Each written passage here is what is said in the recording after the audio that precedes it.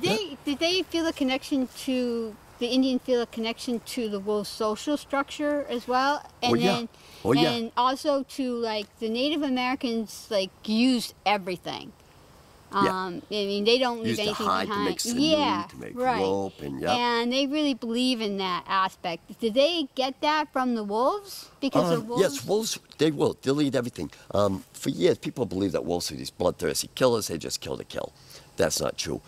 Say if they kill a moose, and they don't finish it all, and it gets buried with snow or whatever. When they're hungry, they come back and finish that stuff that's buried, rather than go kill something else. It's easier for them. They don't have to spend so much energy. Well, they just don't waste. You know, they eat everything. They're not wasteful animals, where coyotes can be. I've seen situations with lambs at farms where coyotes come in and they kill a lamb, they eat a couple bites, they go off, they kill another one, eat a little bit, and they leave everything behind. Wolves are not like that. Okay.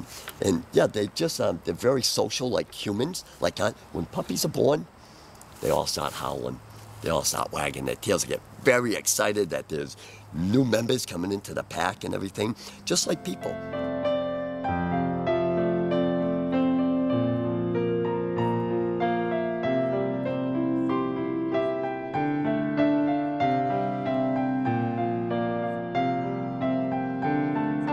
So beautiful in nature. So beautiful in nature, and just watching them walk around here. So beautiful that you would. People want them because they want that connection. They're wild. People are always drawn to the wildness, and they're probably one of the animals that really stand out in human thoughts as wild. Wolves are wild. And that's what they're meant to be. That's what they're meant to be in the wild. That's the beauty of them. They're not to be as pets. The beauty of them is and then I've had people... To be in the wild, to watch them in the wild. And I've had people say, well, if that's true, why do you have them in captivity? To teach people. Well, that's what I explain to people. I try to consider them like ambassadors.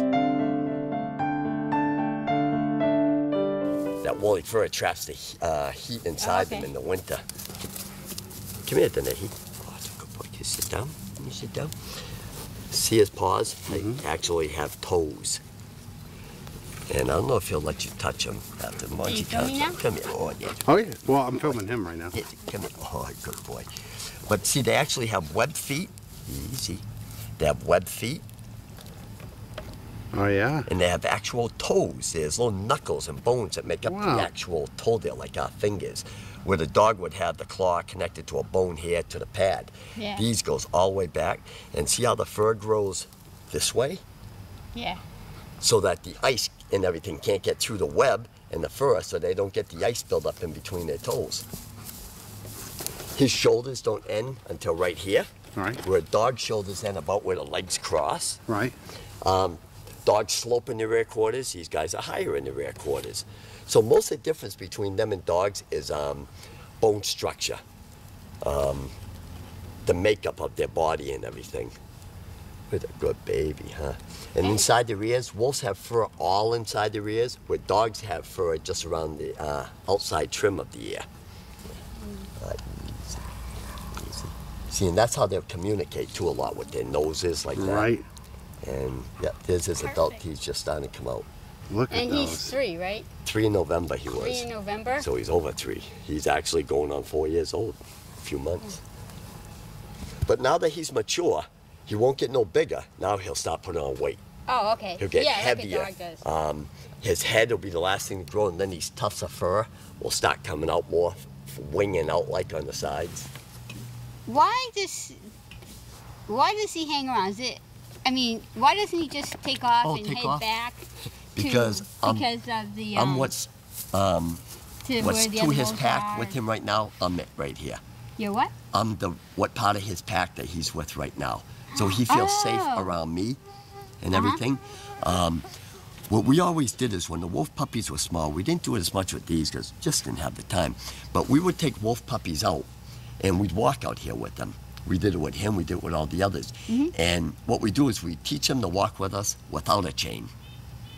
Same thing with our dogs. We teach our dogs to walk with us out in the woods without a chain. That way, you can teach them with a chain afterwards, but if they ever take off, they'll come back to you. So what we'll do, we'll take the wolf puppies out, and we'll take the adults with us. And a lot of times the puppies will get tired and they'll lie behind, and they'll just sit there and whine. We don't go back and get them.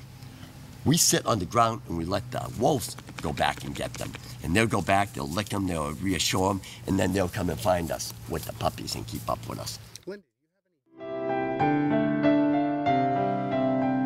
Alaskan Malamutes are actually part wolf. The Inuit, the Eskimo people used to catch these guys as cubs and breed them with their sled dogs, Alaskan Why Huskies. would they do that? For the endurance, for the stamina. These guys go 24 hours non-stop.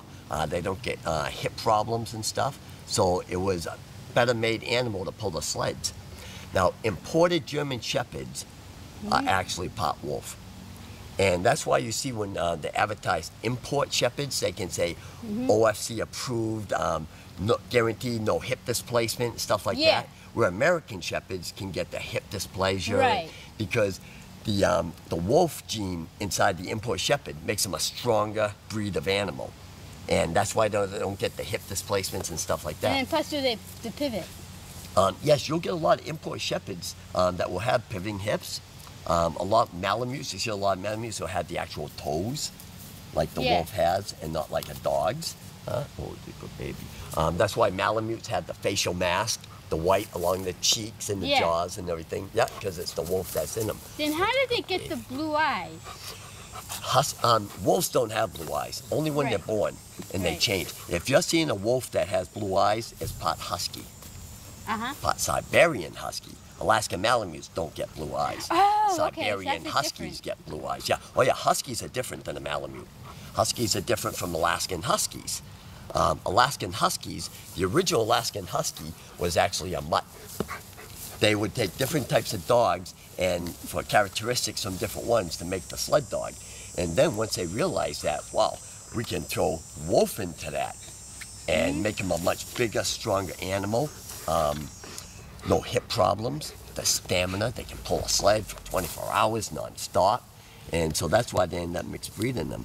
Who's a good baby, huh? Oh.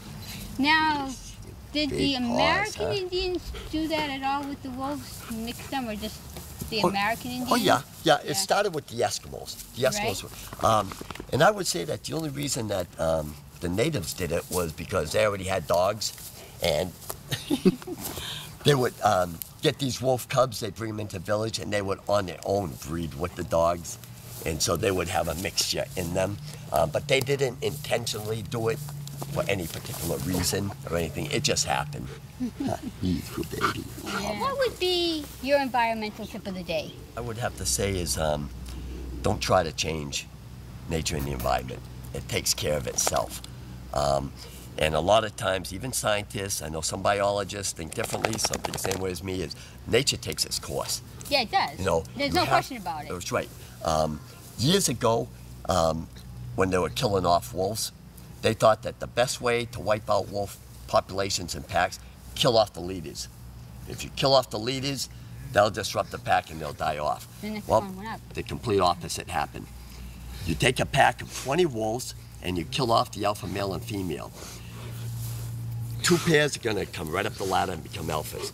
Well, all of them won't. Some are going to leave because you disrupted the pack. So now you're probably going to have 3 pairs the next year breeding. So what had happened was they thought they would cut the numbers down. They actually increased the numbers in Montana because they killed off the alphas in the pack. And so then you had different betas coming up and branching off and making more packs. So now if they're separate packs, you have more females that are able to breed. So next spring, now you got more cubs than you would have had if you left the 2 alphas alone. Nature knows better than man. Yeah. You know, it existed for millions of years before man and 1,000 years after man without involvement. The best thing to do is let nature take its course.